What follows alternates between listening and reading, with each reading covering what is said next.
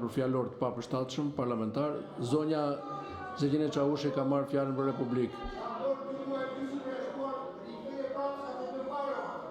Se kam qëllim në vetvete, nuk e kam qëllim flamur. Ju lutem respektoni rregulloren. Zonja Çavushi.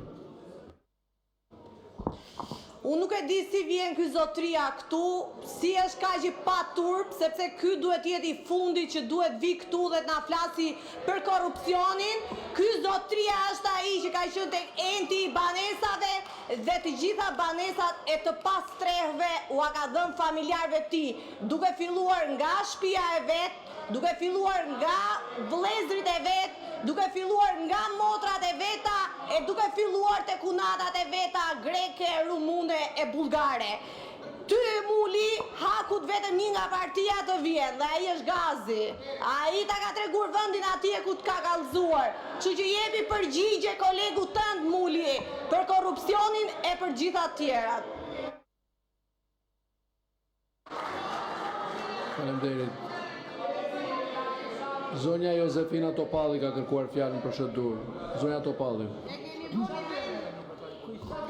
Në flektore.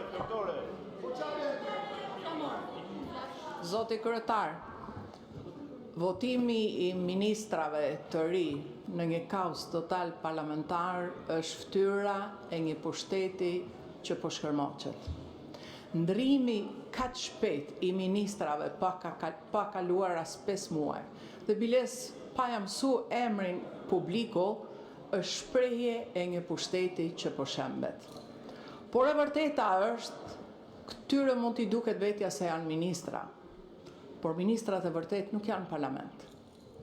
Ministrat e vërtet janë ato kapot e grupeve të fortëve që nuk dalin kur në kamera.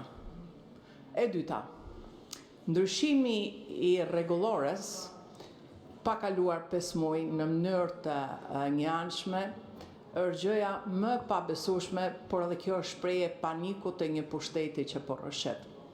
Shkurtimi i kohës së deputetëve të opozicës dhe zgjatja dënimit të këtyre deputetëve ndodh vetëm në vendet që rrëshasin në diktatura. Ndaj dhe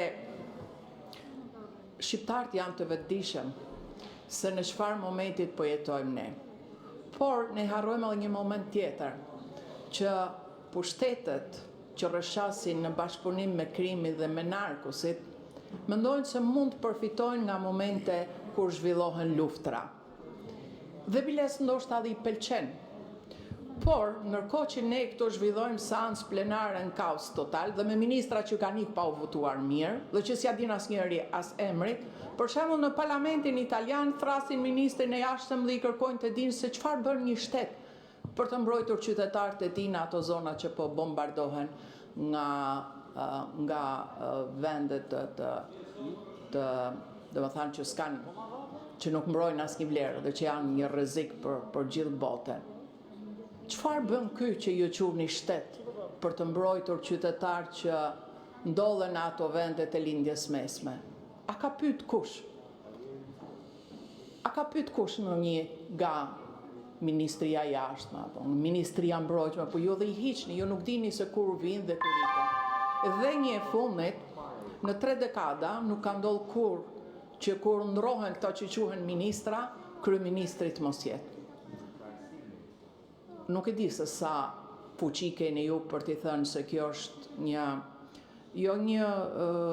përbuzje ndaj parlamentarizmit, ndaj majorancës, ndaj qeverisë, por kjo shkel mbi çdo gjë, zoti kryetari i parlamentit.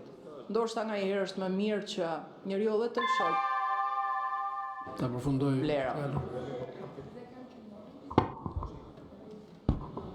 Zoti Bido kërkuar fjalën për replik.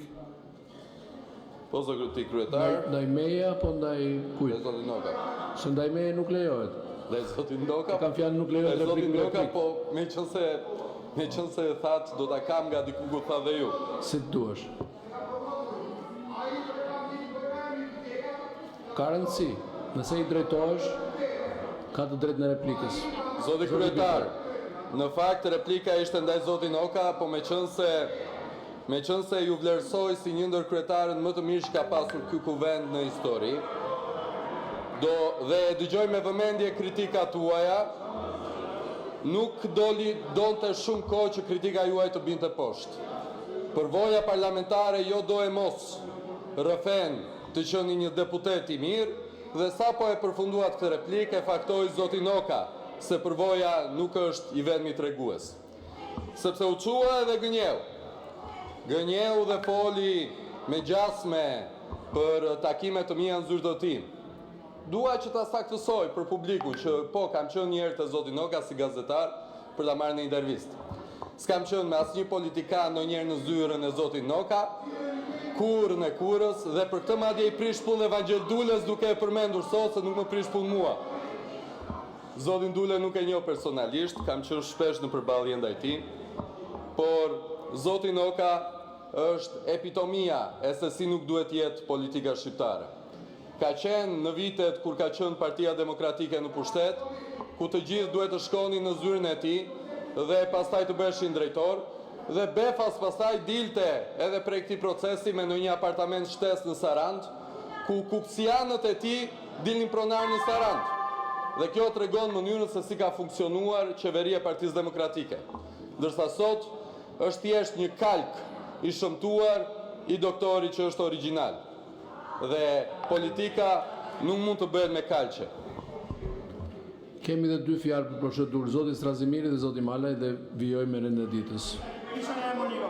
Urdhro? Atëherë, zoti kryetar, është pura për procedurë. Ti je dëshmitar.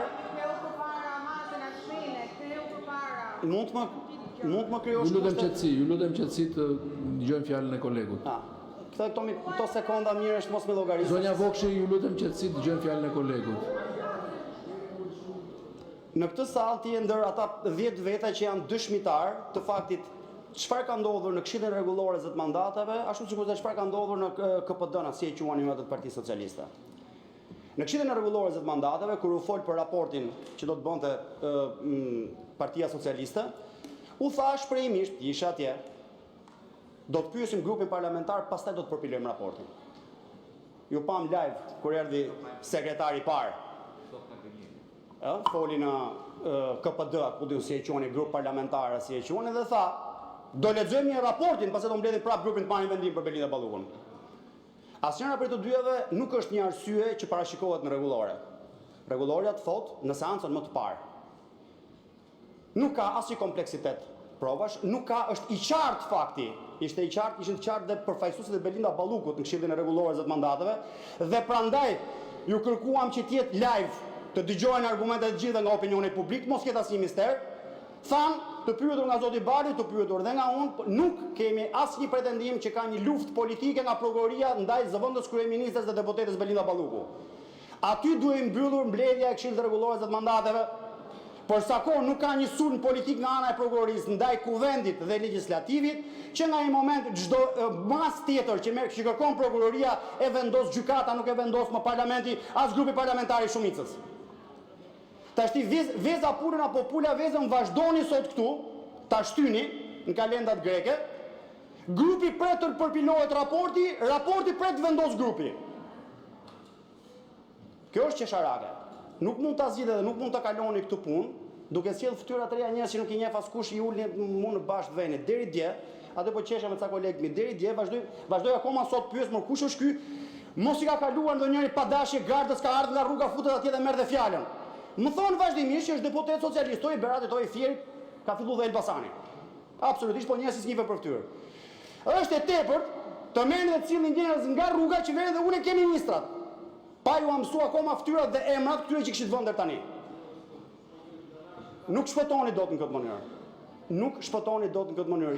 Jepni një spektakël që do të mbetet tu një ditë. Unë shpresoj shumë që do të keni aftësinë të skuqeni kur ta shikoni se çfarë po ndodh. Ju kanë kapur zëvendës kryeministren duke vjedhur. Prokuroria e ndërtuar prej jush. E kërkon ta marrë në burg. Nuk po e lejoni. Lutem procedurë. Procedura është kjo, futet tani në rend të ditës, të shpëtosh aq sa mund të ketë mbetur nga faqe që ta ruani për nesër. Kaq. Zoti Berisha, replik.